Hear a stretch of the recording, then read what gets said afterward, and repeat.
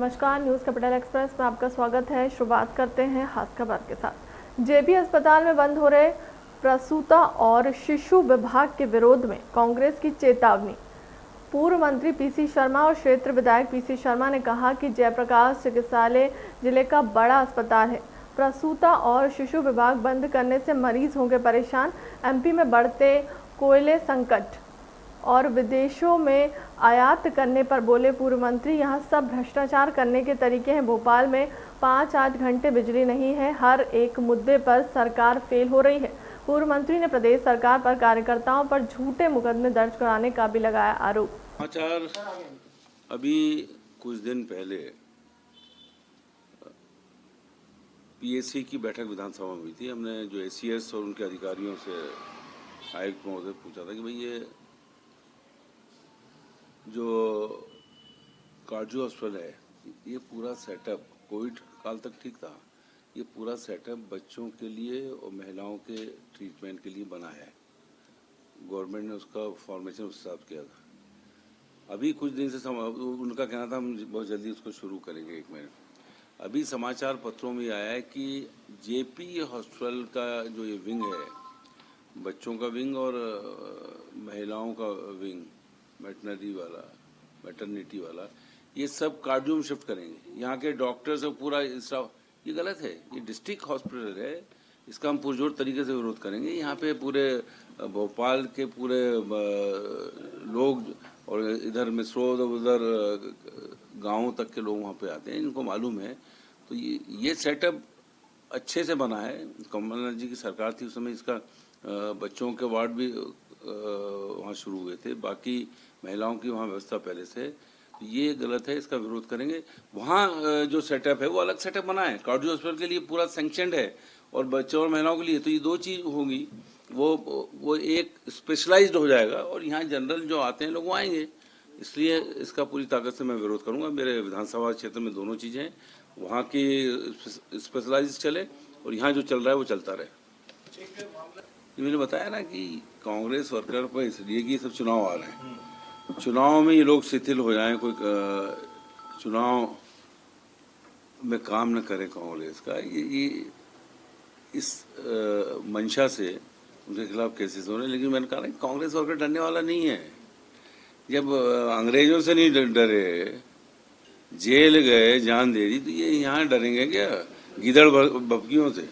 तो ये कोई डरने वाला नहीं है। और ये मान के चलिए कि नगर निगम न केवल भोपाल, लेकिन 16 में से अधिकतर नगर निगमों में कांग्रेस का कब्जा होगा।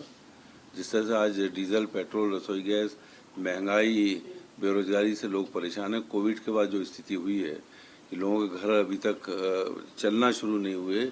जो कर्मचारी की जो आय होती थी उसमें से पहले बचा लेता था, मकान लेकर किस्त दे देता। अब तो किस्त का पैसे नहीं बचा, कहीं किस्त चलाने के लिए और किस्त लाना पड़ती है। तो ये स्थिति है। और कश्मीर 2014 में जो कुछ भी आया, ये 4 वजह से आया है। कश्मीर का मुद्दा को उछाला कि ये हो रहा है वहाँ कश्मीर में, पंडितों कुछ नहीं हो। अब तो पलायन, अब तो नाम पूछ के गोली मार रहे हैं कि नाम क्या है तेरा, और गोली मार देते हैं। पहले, इससे पहले तो नाम कभी पूछा ही नहीं है, उठा के मार देते थे। तो ये तो पहली बार हो रहा है।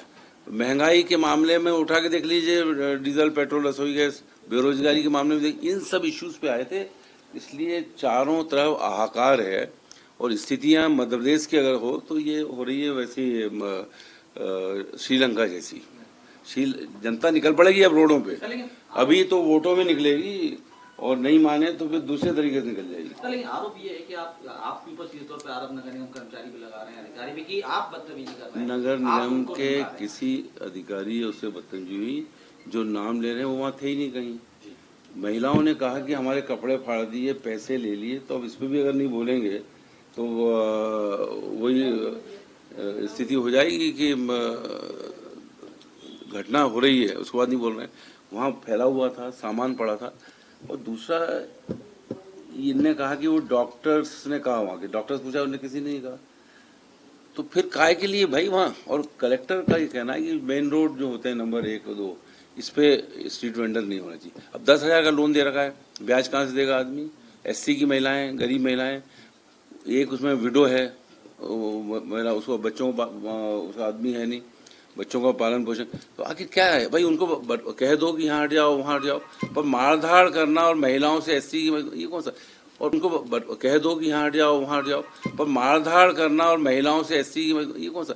और फिर मैंने फ़ोन लगाया कमिश्नर को तो उन्होंने उठाया नहीं, और रितु बाफना जो अधिकारी है उसको भी लगाया है जो ये सब चीज़ देखती है।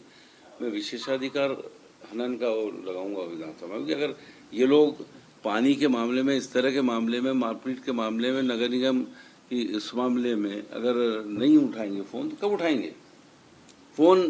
15-20 दिन का अभी भी पानी बहुत क्षेत्रों में नहीं आ रहा है, इसमें फ़ोन नहीं उठाएंगे ये लोग तो कब उठाएंगे? विशेषाधिकार हनन लगाऊंगा। और अगर ये एससी मामले में महिलाओं के साथ जो अभद्र व्यवहार हुआ है नहीं उठाया तो इसको भी हम कोर्ट में ले जाएंगे। अब स्थिति ये हो गई है कि वो वसूली ऐसी होती है, उनका ये कहना है कि भाई तुम अपना व्यवस्था वहाँ से खुद कर लो, कोई हम नगर निगम पैसा नहीं देगी। तो यानी पहले भी आपकी बार भी अतिक्रमण हटाते हैं दक्षिण पश्चिम पे, तो पीसी शर्मा का यही रोल हम देखेंगे जिस तरीके से कल भी आप पहुंचे या उससे पहले भी स्थिति आ रही है। जहाँ भी जाति होगी जबरन परेशान किया जाएगा। ये पूरी ताकत से गरीबों की लड़ाई, आम आदमी की लड़ाई लड़ेंगे, पानी की लड़ाई लड़ेंगे, विकास की लड़ाई लड़ेंगे।